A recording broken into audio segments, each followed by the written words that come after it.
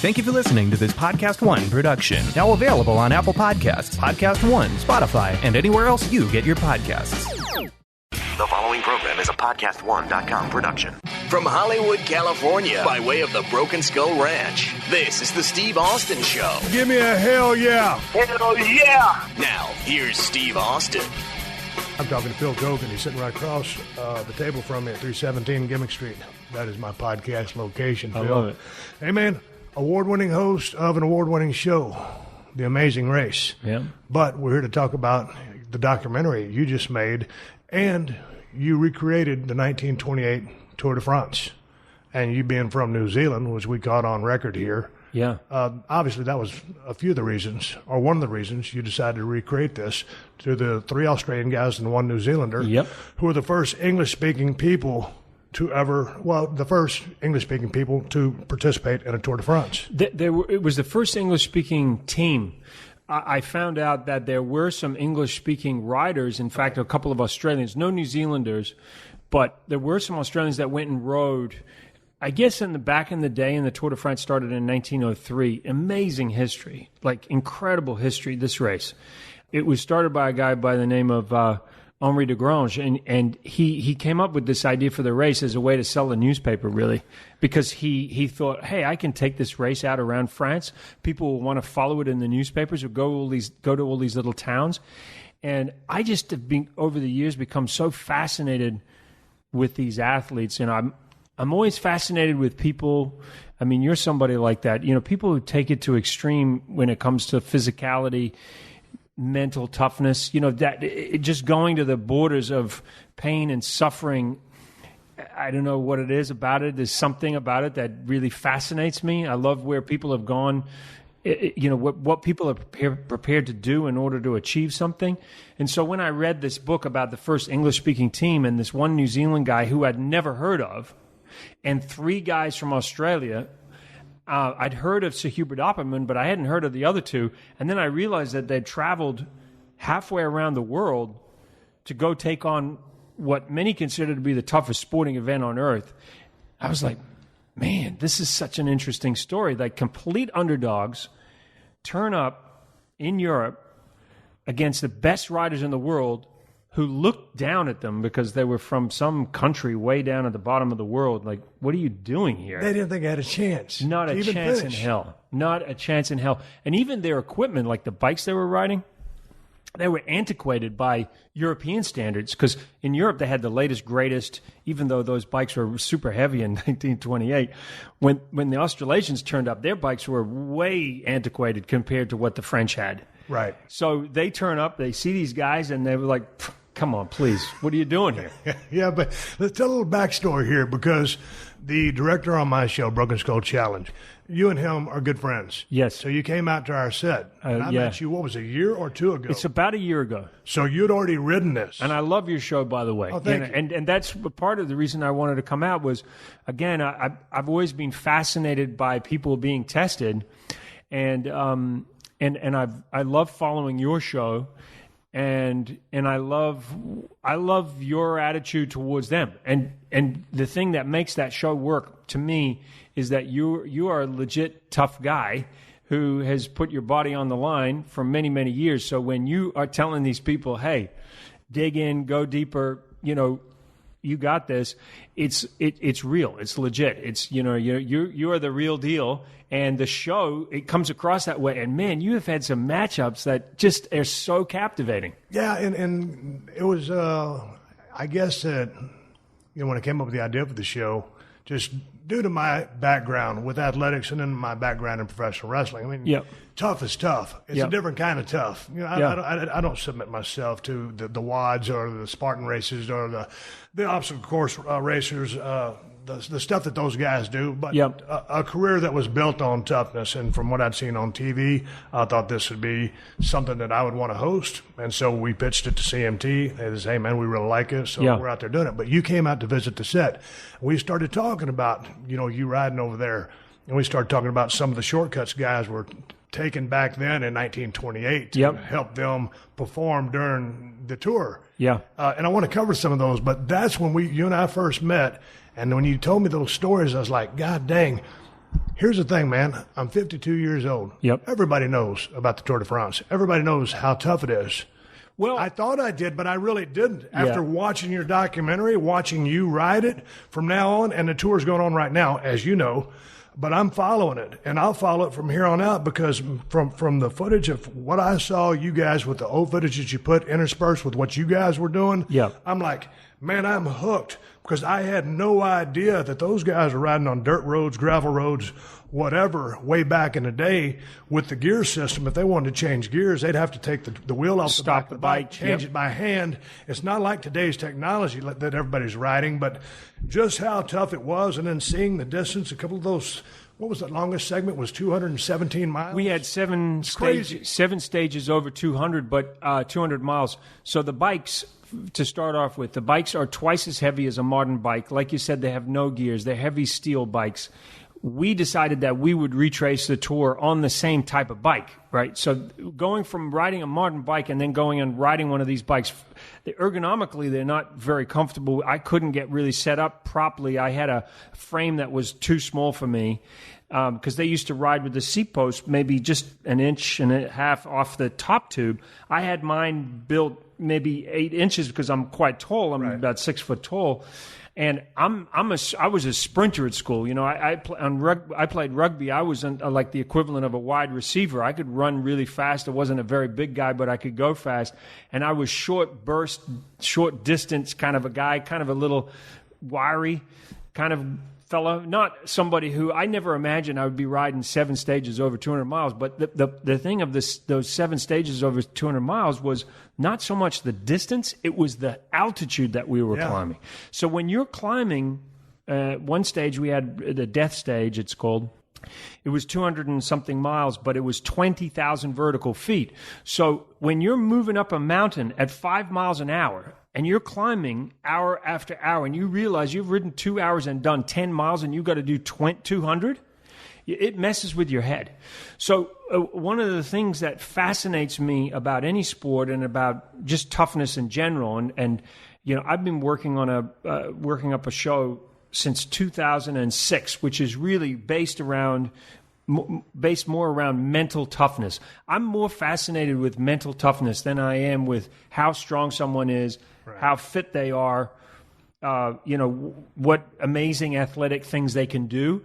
Their dexterity and their agility. I'm much more interested in the mental toughness side of people. So Diana Nyad, you know, the woman, 65 years old, swims from Cuba to America. She's in the water, you know, oh God, I didn't even know how many hours that was total, but 65 years old. There's a guy in the water swimming with her who can't take the jellyfish stings. She keeps going. It's her 5th attempt over a period of decades.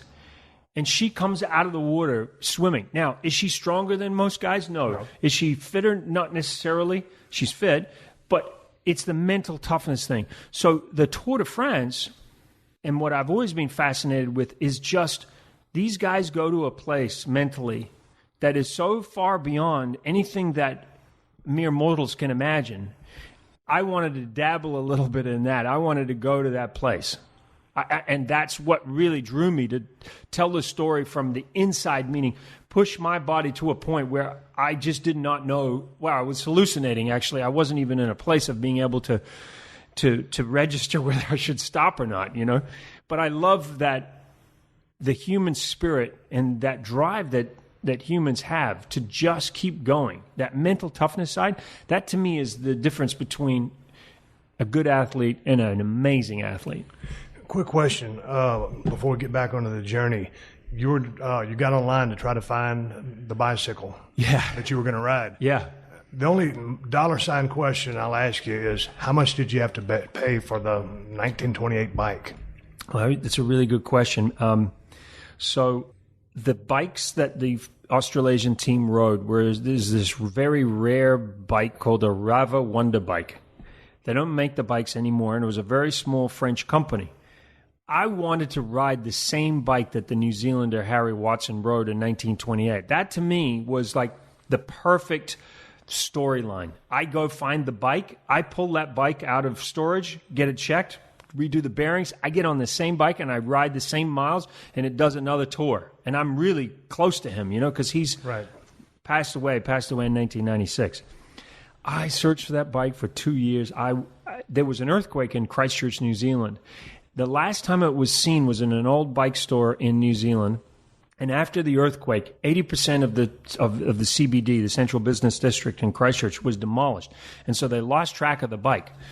And I kept following all these dead ends. I just could not find the bike. So finally, I find out that there's a guy in France who has this extraordinary bike collection. And one of the bikes he has is a 1928 rabbit bike. This is like hen's teeth, because hen don't have teeth, I guess. But this is like a rare bicycle. So I start communicating with the guy online. Now, he thinks I want the bike because I want to get the bike and sell it. So I start explaining using Google Translate to go take my English to French. No. I'm going to ride the bike around France, 3,338 miles. I'm going to ride it. And then I don't hear from him. He must have thought, who is this crazy guy? Like, what is he talking about? He's going to ride. So you didn't put, hey, man, this is Phil. I'm the guy that hosts the Amazing Race. I want to do this documentary. He didn't know. Right. Like, he just gets some random email from some guy who's some New Zealand guy living in America who says he's going to ride a bike around. Yeah. I mean, he must have thought, this guy's a crazy guy. Like, of all the stories I've ever heard of somebody trying to get one of my bikes, really? Yeah. You're going to ride? Right. Okay. So I keep going after this guy and going. And finally, he gets frustrated with me because I would, for every 3 emails I sent to him, I'd get one back. Finally, he goes, I need you to speak to a friend of mine who speaks English. So I get on the phone with this young kid, and I explain to the kid, listen, I'm not kidding here. I really am doing this, and I would love to ride the bike. I'm happy to even just borrow the bike. I'll give it back to him, but I really would love to ride this bike. So the kid realizes that I'm legit. I'm going to do this. So then the communication starts again, and over a period of a year, back and forth and back and forth. Finally, he says, if you want the bike, if you're really serious about wanting the bike, you got to come and see me in France. Jesus. So I fly to France. And I go with my family, and a few years ago, I rode from here in Santa Monica to New York, 100 miles a day, right across raising money for MS. And so I have a movie, and I have a DVD, so I send the movie ahead of time to him for him to watch, because I want him to know I'm legit. I'm like, I got a shot at this, and I'm doing it for good reasons. I'm coming from a good place. So we go to his house. We're not allowed to tell anybody where he lives. I tell him we're going to be filming, but he doesn't want us to show anybody where he lives because of this extraordinary collection. It's priceless. You saw in the film how many beautiful bikes are there. So we turn up at the house, the nicest guy, Jean-Paul, and he invites us in. We have tea. We sit down, and then his wife, they've seen the film, so they know that we're genuine. We sit down, we have tea, and he's taking his time, man. He wants to know. And then when he shows me the bike, I can't believe it. It's so beautiful. It's after all these years of searching for the bike, and I'm blown away by the bike. And then you see in the film, we go out for a little test ride. And the bike is, really unstable and wobbly. And anyway, by the time we left there, he wanted to give me that bike, Steve. I mean, he was so enamored by the idea of the audacity of what we were going to do. Yeah. He wanted to give me the bike. So I did pay him, and I paid him a fair price, a good price. And I felt, because I had to. There was no way I was going to do that. And if he'd said to me, by the way, you can use the bike but bring it back. So we got the bike, and then, of course, I got so paranoid checking the bike out of Charles de Gaulle, because I've had luggage lost out of there before, and I thought, man, I hope nobody opens this bike and sees what's in there, because this is a beautiful bike. And then when we got to L.A., I got these bike mechanic guys to check the bike over, because that's the other thing I worried about. It's so old, more than 85 years old at the time. Imagine you're out there going down, screaming down these mountains at 50 miles an hour, and the frame breaks. Yeah. That'd be a horrible end to Well, then the brakes are bad enough, but then when you were ended up going through the gears in the, I guess the crankshaft, Yeah. you ended up with one more ball bearing. Yeah. Well, my buddy Ben found his bike online, so I rode with this guy Ben Cornell, who's super strong. He's done an Ironman, and he's a physiotherapist. And I was wondering what Ben did. I beg your pardon? I was wondering what Ben did. Yeah, he's awesome. Yeah, and he's got that mental toughness.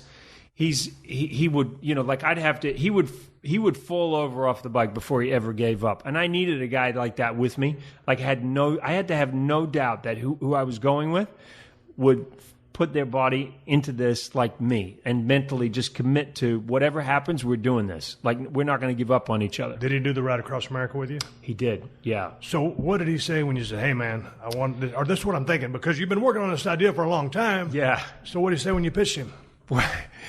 Well, Ben, I have some good friends. The cameraman, Scott, who sat on the motorbike backwards shooting, no matter what I say to him, how crazy it is, he'll go, when do we leave? And my other friend, Ben, is the same way. It's like, all right, let's do it. So you know how there's some people and you say to them, hey, what about we go why don't we go climb Mount McKinley? There's some guys, when they say yes, they mean yes. And then there's other guys that are like, you're having a couple of beers, like, yeah, let's go climb Mount McKinley. And then Monday you call them and they go, did I say I was going to climb? Man, I can't do that. I'm not in any shape for that. But when Ben or my friend Scott, when they say yes to something, it's like that with my dad too, that's a handshake. That's like, okay. So I said it to Ben and Ben was like, yep. And so I needed to have somebody with me who was going to go through what I knew was going to be torturous. I don't think either one of us realized just how torturous. Or the risk that we were taking. We threw everything in. Everything was on the table, because when you've committed that much money and that much time, when we were up in the Pyrenees, and if we'd broken a collarbone, which would have been an easy thing to do, that would have been it. Right. So what we set out to do, sticking to the same schedule, the same hours, the same miles, that's going through the same towns. But it was about halfway through. I said to Ben, man, we can't afford to fall, because that's it. This whole thing will be over in flash, The Steve Austin Show. The Steve Austin Show. Hey man, do you own or rent your home? Sure you do, and I bet it can be hard work. You know what's easy? Bundling policies with Geico. Geico makes it easy to bundle your homeowners or renters insurance along with your auto policy. It's a good thing, too, because you already have so much to do around your home. Go to geico.com, get a quote, and see how much you could save. It's Geico easy. Visit geico.com today. That's geico.com. This is the Steve Austin Show. How did you fit all this in between, hosting The Amazing Race and doing this project? Because, it seems like this was just an extremely long process to try to navigate the system, come up with a game plan, coordinate everything, get everybody over, get assembled. Hell, you had a hard time just getting out of the gate. Yeah, getting out of the gate. And then Ben's bike got lost. Yeah, but Ben's bike got lost. And look, sometimes, one of my favorite quotes is anything new and different is most susceptible to market research. Malcolm Gladwell says that in his book. He wrote Tipping Point. But I always refer to that quote because sometimes when you try something new and different, there's people that make safe choices in life, and then there are people that make really big, bold choices. When President Kennedy said we will go to the moon, there were people who thought there's not a hope in hell we're going to the moon. But there's just some people that have an inner belief that anything is possible. Was it Mandela said, and I don't want to butcher his quote, but he was talking about the fact that anything is possible if you believe it. Again, I'm butchering the quote. But the point being, I love surrounding myself with people who believe in the impossible. And there are a lot of people who make safe decisions because they're comparing the opportunity with something that's come before. Meaning they need proof that if you're going to try something new and different, that there's some kind of insurance that show that you pitched, Broken Skull Ranch, you were trying something new and different, right? There would have been people like, well, what's it like? Well, it's not like Ninja, and it's not like anything. It's your idea. You had a vision. You went for it. You drove for it.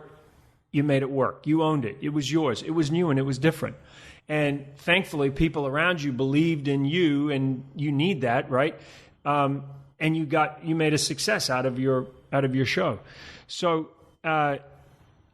you have to surround yourself with believers, and thankfully, the people around me believed in me. But it would have been an impossible show to sell.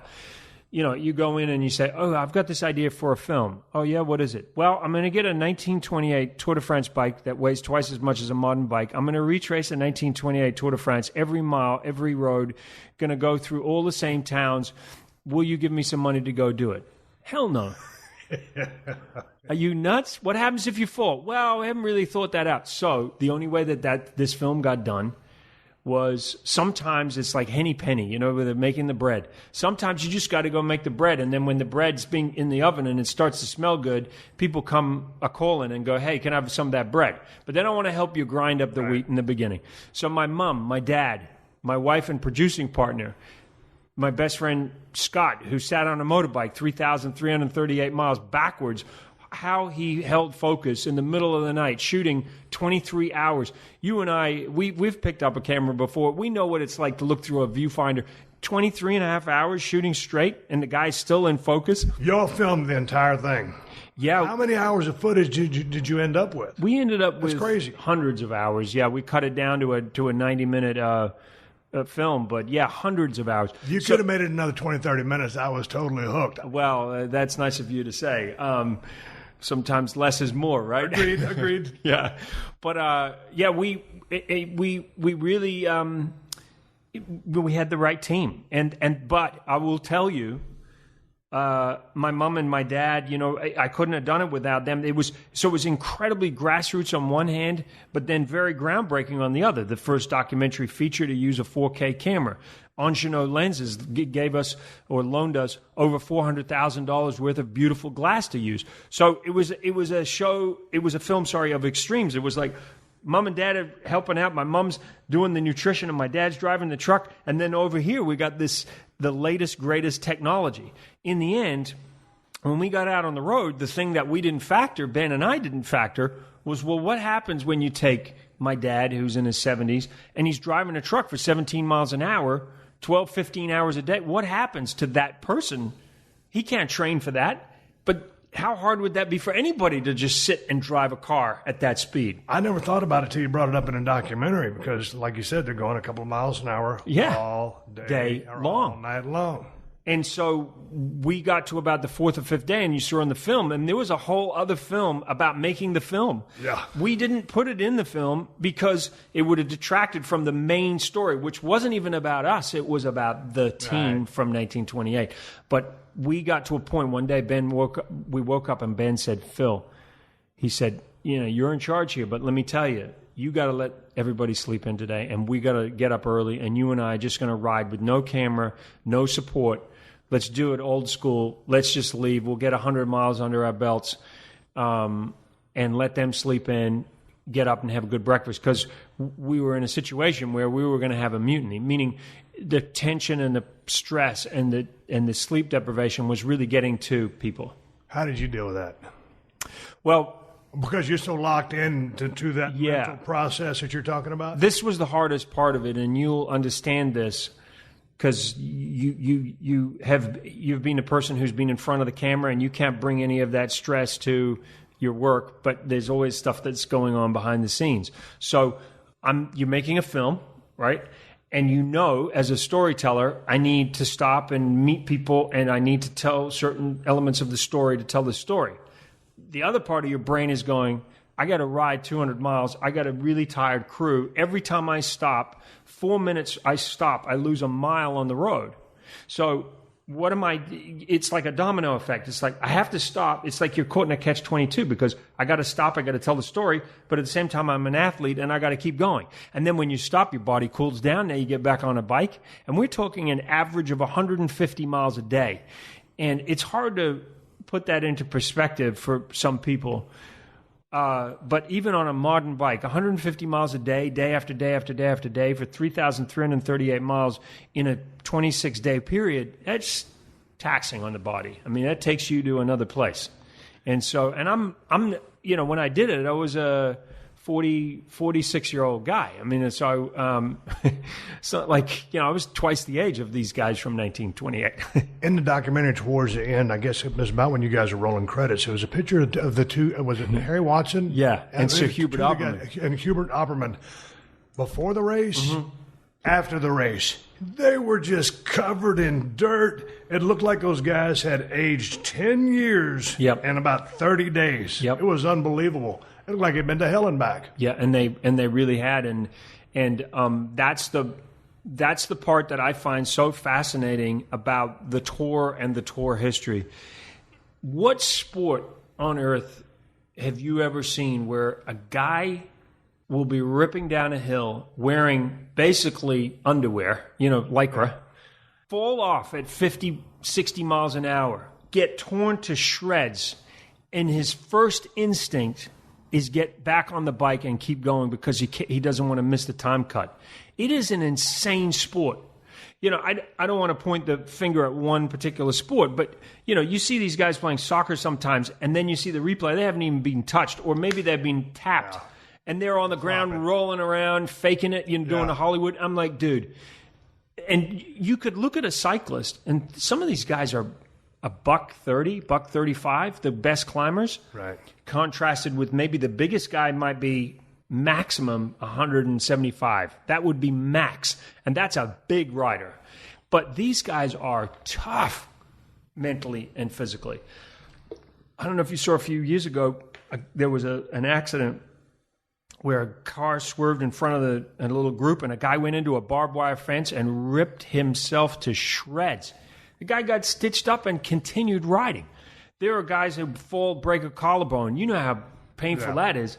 And then they go and ride a bike, and they won't give up. The mental toughness is crazy. What was the picture of the one guy, again, towards the back of the documentary? He had white medical tape all over. It looked like his face, his nose had exploded. It was flattened out, and he had all this tape, and you could just see that, he was proud that he'd withstood everything that he'd been through, and that he was just not going to quit. What was that picture? Who was that? That was a rider. I don't want to butcher his name, but everything was something like Bidon or something like that. He was a rider who had a terrible mountain crash. Remember, they had no helmets then. Yeah.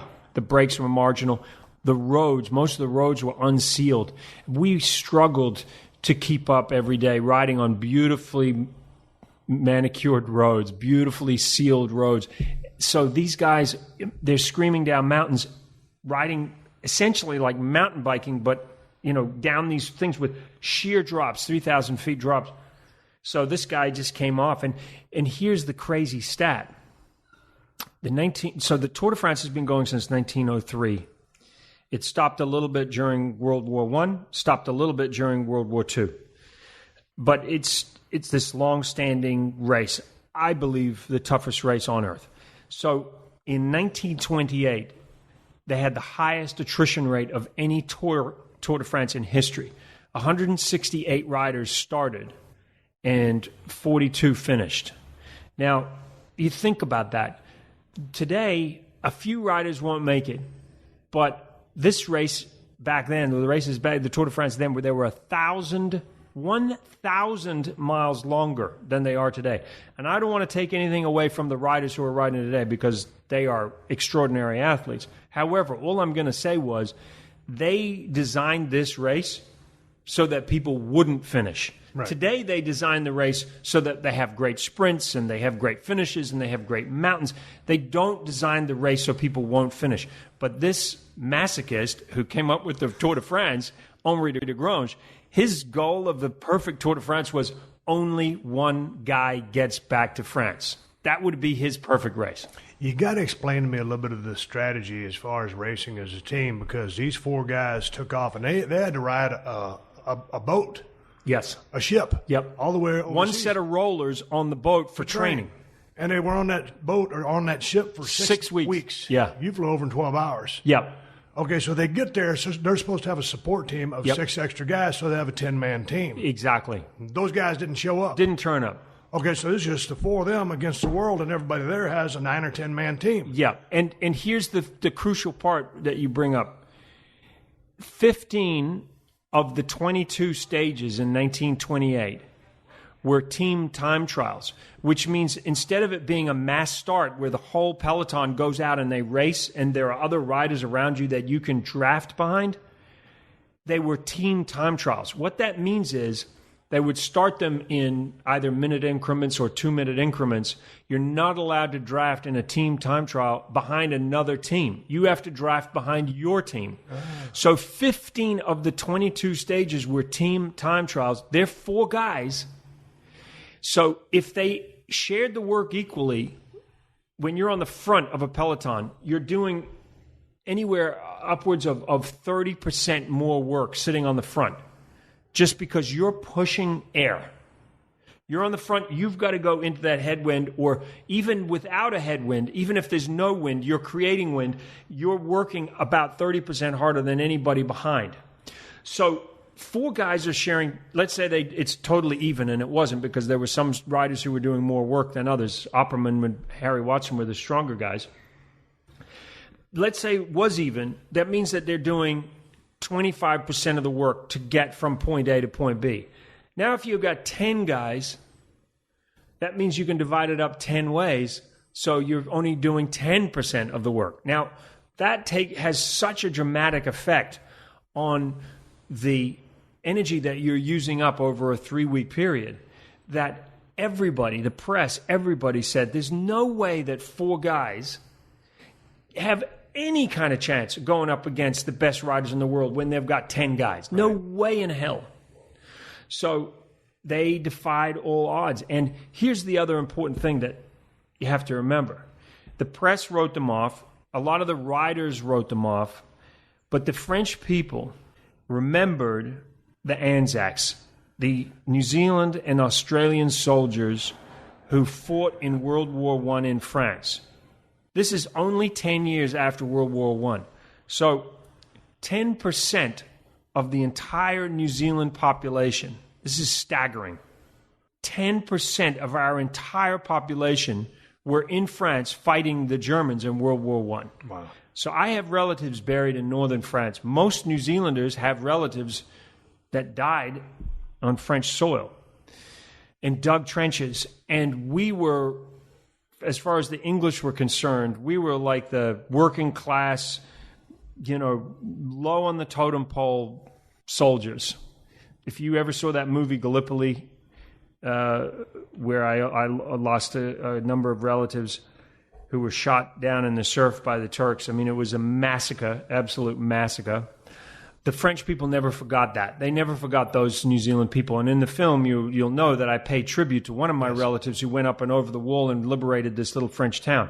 So when the French saw this team, who were these underdogs who came from the other side of the world, not to fight against the Germans, but to take part in this race, the French people got out on the streets with New Zealand and Australian flags and cheered for them. That's awesome. And that gave the team this extra oomph, like, okay, we got this. We're not going to give in. And these guys were stoic in their mental toughness. They just refused to give in. And so that's what really drew me was, wow, how can that story be forgotten? Nobody has, we can't let this story be forgotten. How did you come upon that book? Well, it was called it was called The Mile Leader. Mile Leader. And it was written by the Kennett brothers. And I have to give them credit. Because if it wasn't for them, this film would never have got made. They were digging around, writing up stories about great New Zealand riders. And I had read a number of their books, and I was going through the airport, and I see this red book with this cyclist on it. Never heard of this guy, Harry Watson. So I pick up the book, turn it over. First New Zealander to ride in the Tour de France. What? 1928? I didn't even know we had a guy go in 1928. Britain didn't ride in the Tour until the 50s. America didn't ride in the Tour until the 80s. This is 1928, and some team from New Zealand and Australia go to the Tour? What? So I buy the book. It's a quick read. It's not a big book, but they did all the heavy lifting in terms of identifying this guy, 7-time New Zealand champion, not in the Hall of Fame, never been honored. I have friends who are professional New Zealand cyclists who'd never heard of this guy. I was like, that is despicable. He's from my hometown. And I thought, okay, I am going to find, my wife and I decided that we were going to find a way. She's a producer and great storyteller. We were going to find a way to honor him and make sure he's never forgotten again. So Hubert Opperman, the Australian guy, he was knighted. He was a politician. There are statues of him in Australia. He's been recognized. He was a phenom. He had world records. Yeah. He was amazing. But in New Zealand, in our culture, in that time, and it's still in our sporting culture, any high achievers in New Zealand are expected to always downplay their achievements. You speak to Peter Jackson, people really high achievers from New Zealand, they'll tell you that it's just like expected. We call it the tall poppy syndrome. Imagine a field of poppies, beautiful, even field of poppies in some foreign land, and one poppy grows up in that field of poppies, and it sticks up above all the others. In our culture, somebody comes along and cuts that poppy off, make everything nice and even again. So our New Zealand national rugby team, most successful rugby team, actually the most successful sports team in history, period. Winning percentage in the 70s. Against some teams, it's in the 80s, winning percentage. We very rarely lose. From a population of 4 million, we go beat England, who created the game, of 60 million. We're like we beat Australia. We've won the world, only team in the world to have won the World Cup 3 times. Extraordinary team. But if you ever see an interview with any of the All Blacks after, they could have annihilated another team. They could have broken a world record against another team. They will say, no, it was really nothing. You know, the other team, they really came out. They played hard. They will not talk themselves up because they will get slammed by their fans. We expect everybody to be. So this guy, Harry Watson, becomes the first New Zealand rider to Tour de France, 7-time New Zealand champion, would go to Australia, beat the best in Australia, come back, say nothing to anybody about his achievements. So the papers never picked up the stories. There wasn't like the internet. That's where crazy. Stuff moved around. Yeah. So I went to see Harry Watson's son, 85 years old. He started tearing up because I was telling him stuff about his dad. His dad never told him. He knew nothing about his dad's achievements. And it broke my heart. I was like, how is it? And he died shortly after. How is it that your own son can't even celebrate in your success? Because in our culture, suppress. Don't show off. Don't be a skite. He very rarely lost a race, this guy, Harry Watson. And yet, got to underplay, got to just be cool, don't, show off. This is the Steve Austin Show. Hey, man, do you own or rent your home? Sure you do. And I bet it can be hard work. You know what's easy? Bundling policies with Geico. Geico makes it easy to bundle your homeowners or renters insurance along with your auto policy. It's a good thing, too, because you already have so much to do around your home. Go to geico.com, get a quote, and see how much you could save. It's Geico easy. Visit geico.com today. That's geico.com. The Steve Austin Show. The Steve Austin Show. When we were talking last year at the Broken Skull Challenge compound, and you came out, you were talking about the nutrition of back in the day in 1928, and you covered a little bit of that in the documentary. Yeah. Talk about a little bit about the nutrition that those guys were subsisting on back in the day, and also one of the bad habits that they thought was a good habit versus what you were putting in your body in 2013. Yeah, 2013. Well, it's a really good question. We take it for granted now that we know how to fuel. We know how to hydrate.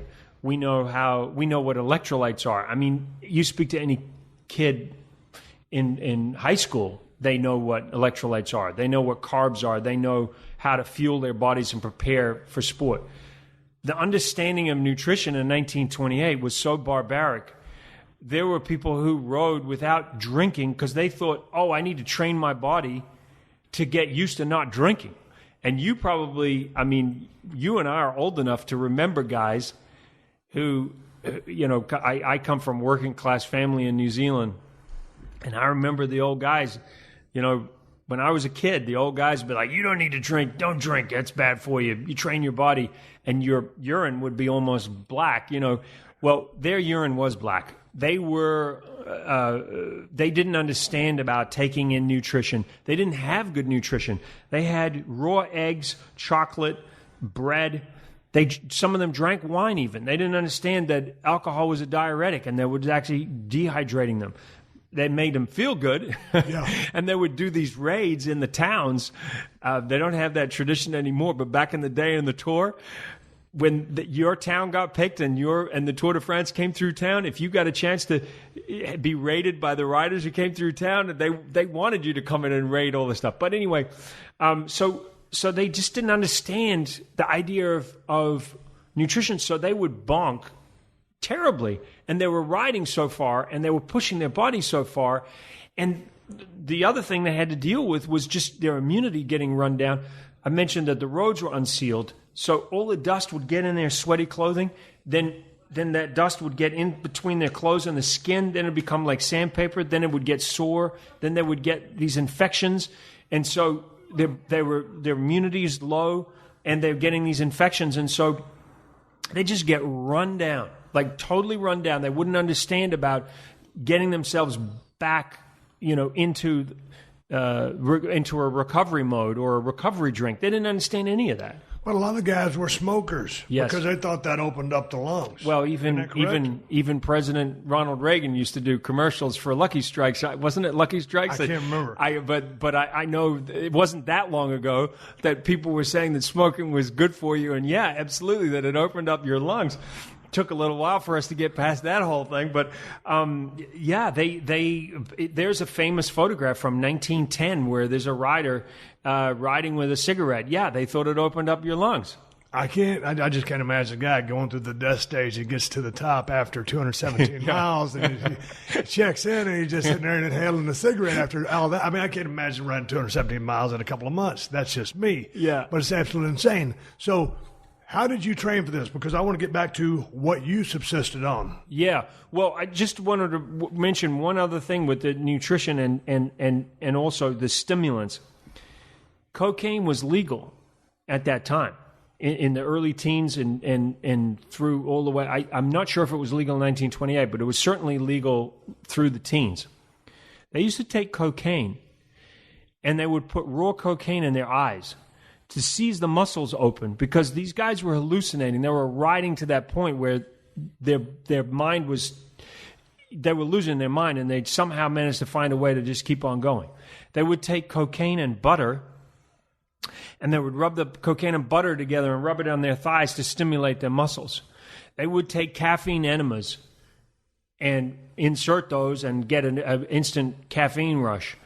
You were telling me about that last year, and I had to research that. Yep. And because it's the way it's absorbed, it's a much quicker absolutely release boom of caffeine. I ain't telling nobody to do that, but no, I had to read about that because I'd never heard anything about it once you told me about that. Yeah, caffeine enemas, and then speed, amphetamines.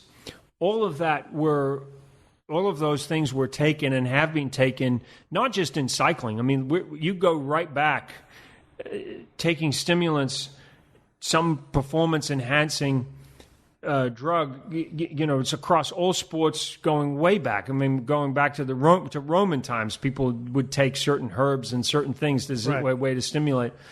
And I think and then there was early on, there was all kinds of crazy cheating with corks in the mouth and wires tied onto cars and people jumping on trains and because you couldn't track people and then even throwing tacks on the road to give people punctures. That was copied not so long ago in the Tour, and I think it was Cadell Evans if I'm not mistaken, ended up was a victim of that. But the difference with those drugs were, as opposed to the drugs in recent years, was that those drugs were stimulants. Like you take a shot of Red Bull and you go and compete against another athlete, you're caffeinated, you're hyped up, you're in the zone. But your physiology, it doesn't improve your physiology against another athlete. Another athlete could come in with no caffeine, and you're not going to have an advantage over him from a physiological standpoint. The difference with a lot of the drugs in recent years is that they have changed the physiology of the rider. So they help with recovery. They help with more red blood cells, oxygenated blood. So people would be doing like blood doping, those sorts of things. That changes the physiology. You're actually now going in and you're changing an athlete's ability to perform. And in the Tour de France, the hematocrit level is restricted to a level of 50. It's just an arbitrary figure that they picked. But when people say, oh, everybody's taking drugs, it's all equal, that's not actually true, because your natural hematocrit might be 48, my natural hematocrit might be 42. But if the limit is 50, you can take drugs and bump your hematocrit from 48 to 50, but your gain is marginal. If I start at 42 and I take drugs and I can go from 42 to 50, my gain is much greater than yours. So at 42 and 48, you and I might have been equal on the road. But now if we change our physiology and I'm getting more of a gain, that's where people, when they say, oh, they were all taking drugs, it's all equal, that's where they're not informed. You have to dig a little deeper. But, and let me break in here, and you can probably better clarify this than I can. A higher hematocrit level is a thicker blood that allows your blood to carry more oxygen to the muscles. Exactly. So that's why you would fight for or strive for the highest hematocrit level, correct? Yeah, exactly. And so when the guys... carries more blood to the... Right. Carries more oxygen to the muscles. Exactly. Your oxygenated blood, so more red blood cells. So when a rider goes into the Tour, you should see, or any sporting event over a period of time, you should see a decline in a person's hematocrit level because they're working over a period of weeks. That's why in the Tour de France, it's a race. It really is such a race of attrition because they're getting more and more depleted. And so they say in the Tour, don't burn. You got to be careful when you burn your matches. There's only so many times that you can go out and put out a maximum effort. When the guys go do the Tour of Italy, very rarely can they come back from the Tour of Italy where they're tapping their bodies out for 3 weeks in the Tour of Italy, and then come back, and that's in May, and then come back in July and go ride in the Tour. They're still depleted from May, and so. There was probably the greatest rider in history was Eddie Merckx, 525 professional wins, if I'm not mistaken, the most successful rider ever. The guy was a phenom. They called him the cannibal because he just ate up races. I mean, the guy was crazy strong. He would do everything you weren't meant to do, and he would attack when you weren't meant to attack, and he'd still win. He was crazy strong. Now, he was a guy that could. He had some phenomenal. Ability that other people just didn't have. But yeah, generally speaking, in these modern times with the way people are so on top of the nutrition, everybody has got the best advantage in terms of nutrition. I still want to get to what you ate, but how did you train for this damn thing? Okay. So I know you're an avid cyclist, so you've been cycling forever. You went across America. Yeah. But this is a whole different animal because I would imagine this is 10 times harder than you riding across America. Yeah, it was way harder and way longer and way more taxing. But the fact that I rode across America hardened me up mentally because I kind of had a sense of it. I was like, okay, I rode 100 miles a day for 40 days. Now I'm going to ride 150 miles a day on a much heavier bike with no gears up more mountains for 26 days. So I kind of had a measure of it. The hard part was training when I was trying to organize everything, and then I also had I had to shoot a series of races 3 weeks before I went on this tour, so I lost a lot of fitness. You lose your fitness in about 2 weeks. So the training, what was interesting, I trained with a guy called Brady Irwin, and he has a company called Speed of Science. And I'd met him a few years ago, and I explained to him what my schedule was like, and he'd help me when I rode across America. He's an awesome trainer. And he said, look, Phil, you just don't have the time to put in the hours to train for this, so I'm going to have to put you on an extreme short burst training regime. So what he did was he reduced my training hours almost by half of what I trained to ride across America. When I rode across America, I did 1 week once where I rode 36 hours of training. That's not consecutively? 6 hours a day, okay. 6 days in a row. I did 36, and then I had a rest. And he was doing that to harden me up, mentally and physically. But yeah, 6 hours of training. So he said, I'm going to back it off. You're going to do half the amount of training, but it's going to be unbelievably intense. It's going to hurt like hell. And so there's some new theories now about, particularly as we get older, we can't do the longer hours. Our recovery time is different from when we were younger.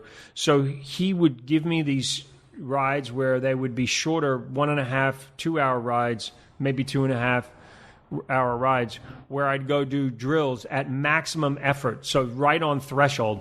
So I went and had my lactate done and worked out where my body started to produce lactate, which was around 168 heart rate. So what I had to go do was do these drills where I would go 12 minutes up a hill with my heart rate sitting on 168, not over, but just right on threshold, just before my body was going into lactate, where I was starting to, you go too far, then you don't get the gains. So you push it right to the edge, right on the edge of your threshold, and do 12 minutes, then rest for 6 minutes, and then do another one, and then rest for 6 and do another 12 minutes, and then rest for 6 and another. So basically 40, 12 minutes, that's 48 minutes of threshold. And you are so tapped. And then the thing on my bike has a watt meter. So I could see my watts at 168 on the first set.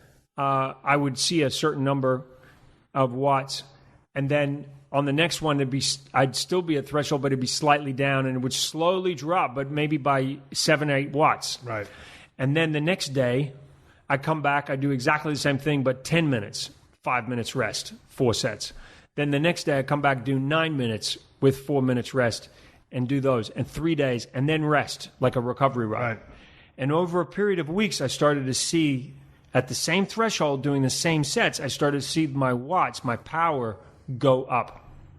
And that was the best training that I ever did, and that's what hardened me up. Well, did you undergo a complete physical before you did this? Yeah. And when you're talking about a lactate level, if you're trying to find basically a max heart rate, 220 minus your age, and that was, what you said, 168? Mine was 168, yeah. Okay. So and you're going right to that? So what am I? I was 46 then, so my math is terrible, but let's say it's 50 would have been 180, right? Would have been my max. Okay. So that's about right, because 168 was my threshold, not my max. So I have seen, the most I've ever seen in my max is around 198, somewhere around there on the track. That's really pushing it on the ticker. Were you wearing a heart rate monitor when you were climbing the Pyrenees or the Swiss Alps? Yeah. How was that? Yeah, we were maxed out. We were right on the edge. Would you say, would someone say, or Phil, or did you have something on your wrist? Yeah, so what we did was we put watt meters on those old bikes. And part of the reason was that we were able to monitor our efforts, because we had to measure that effort out over those 3,338 miles. And so what was interesting was Ben he's a lighter guy, when he is at race weight, and he's an awesome athlete, by the way. This is a guy who at 40 years old got up and ran his first marathon in 3:05. Out of the gate, and I think in his 40s he can run a marathon in like a 2:50. So this is a very fit guy. Yeah. And generally speaking, he's a much better climber than me. I mean, he's more suited to climbing. When he's fit and he's in, he's a $140 something. I'm a 170 something pound guy, and you're a big cyclist. I'm a big cyclist. I mean, I'm not anywhere near your size, but for a cyclist, I'm a big guy. It's a lot of weight to pull up the hill. And really, cycling comes down to watts per kilogram. How many watts can you churn out based on how many kilograms you are? And these guys in the Tour de France, they're easily doing, over 6 watts per kilogram. And so Ben is generally a better climber. And then I would venture to say I'm slightly stronger on the flat. I don't know. But anyway, we balance each other out. as riders. We're never waiting for each other. He's great at pacing me up hills. But what was interesting about riding in France was being a heavier rider, when we didn't change our gears and we were pushing a bigger gear, I had more strength and had more weight. I could stomp on a bigger gear than him. So there were some little power climbs where I could actually outclimb him, not because I was a better climber, but just because I could get on top of a gear that he couldn't ride. So interesting fact, if you look at the guys who win the Tour de France, they're very light guys. They've got no arms. I mean, some of these guys, I'm not kidding you, they put their arms in slings to get muscle atrophy in the arms so that they get no muscle. Are you kidding me? I'm not kidding you. You look at Chris Froome and look at these best riders, the GC riders, the general classification riders. They have no arms, man. I've noticed that, but they would get crushed at Broken Skull Ranch. I mean, all they're trying to do is hang on to the handlebars and pull or push if they need to. Right. All that weight, like you and I, well, look at your arms, but this is ridiculous. But even my arm is ridiculous. Because you don't need that for the task. You don't need that for the task. And so... great for the beach. Great for the beach, but not good for riding a bicycle. And so just an interesting point. If you look at how light these guys are, like they might be 135, 140 pound guys. Chris Froome is, I think he's over 6 foot. He is skinny as a rake, but man, can that guy climb?